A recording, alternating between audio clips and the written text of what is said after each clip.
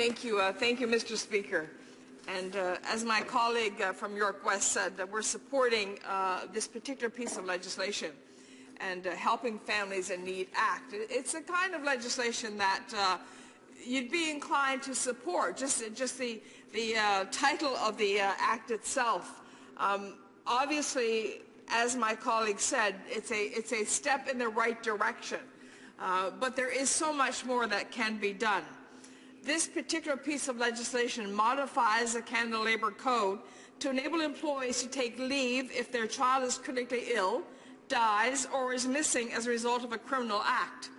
In addition, Bill C-44 makes substantive changes to the Employment Insurance Act to allow ill claimants receiving parental benefits to also access sick benefits.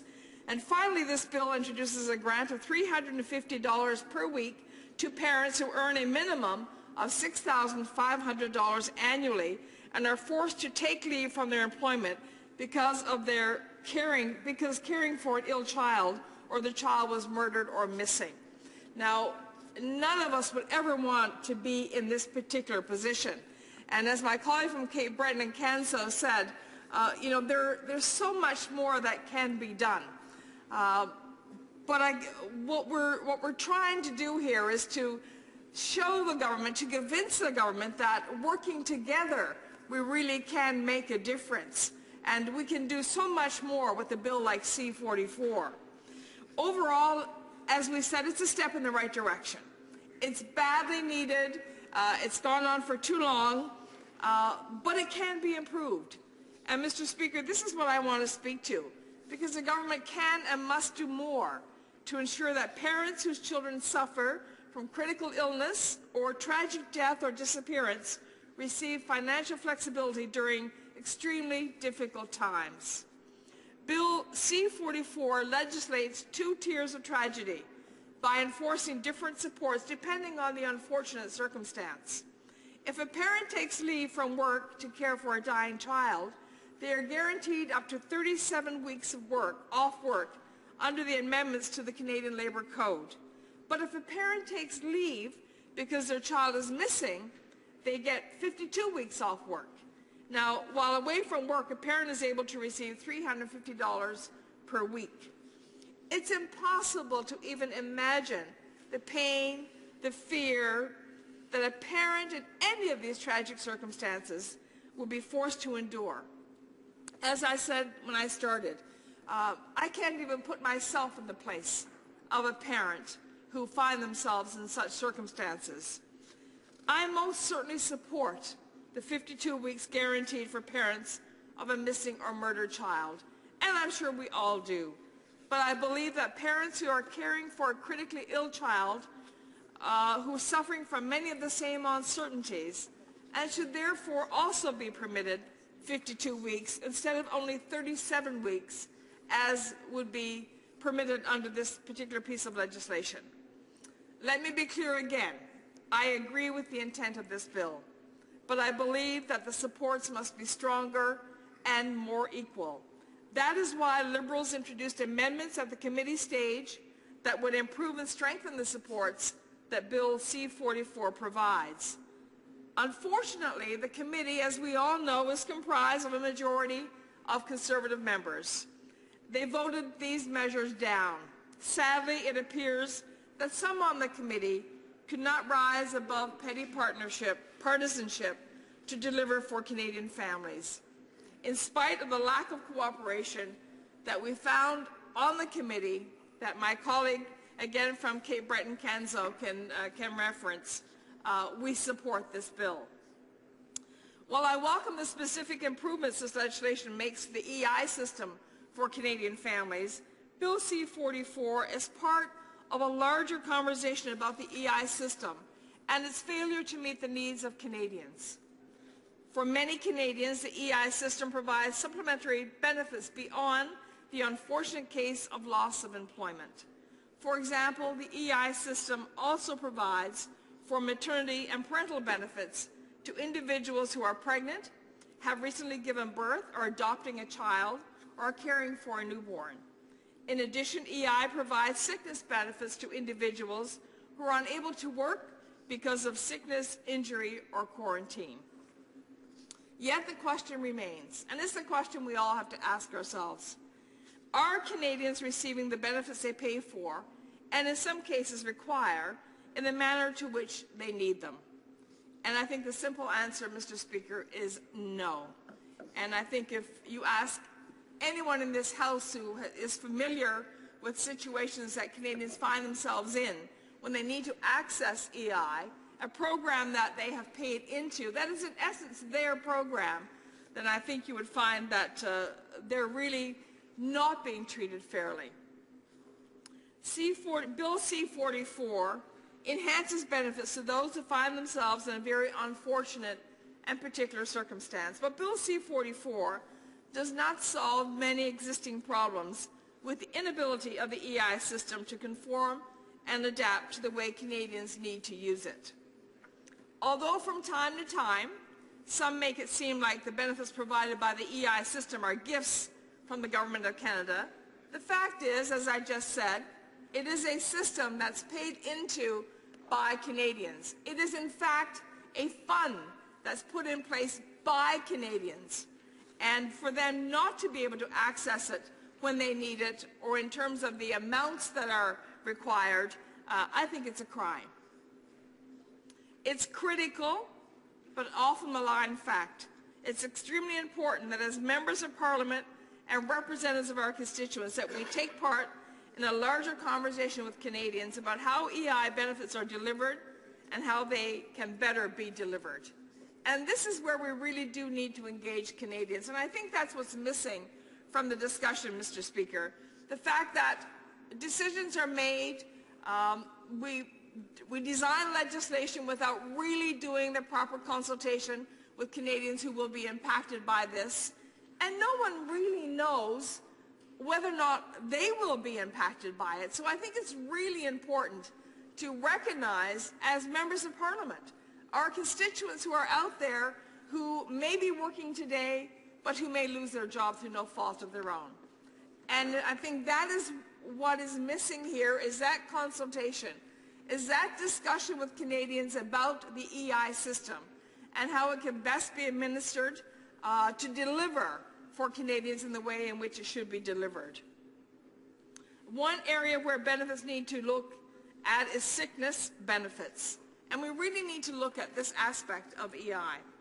Currently, those who are eligible for sickness benefits are entitled to up to 15 weeks of benefits if they are unable to work because of their illness.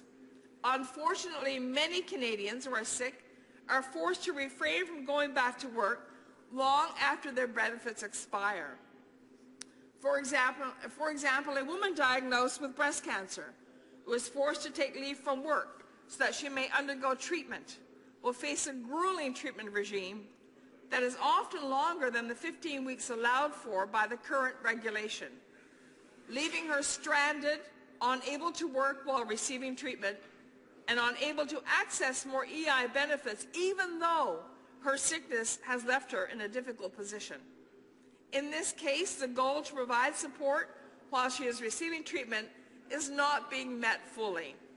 Clearly, in a situation like this and in other similar situations, Mr. Speaker, there is a gap in the program delivery.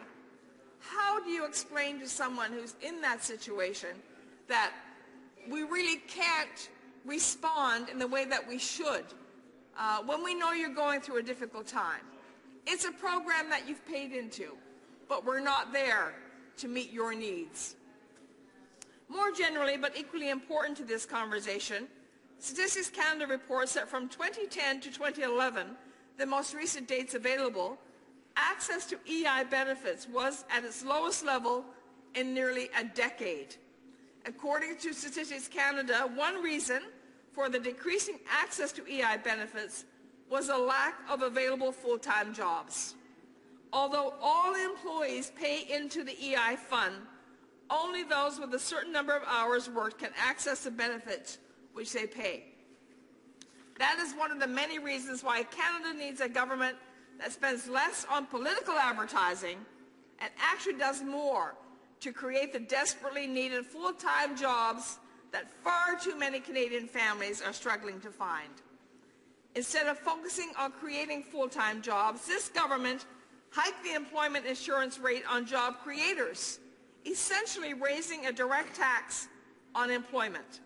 Not to mention the Conservative government's declaration of war through its changes to the EI system on many of my constituents who are without a job through no fault of their own.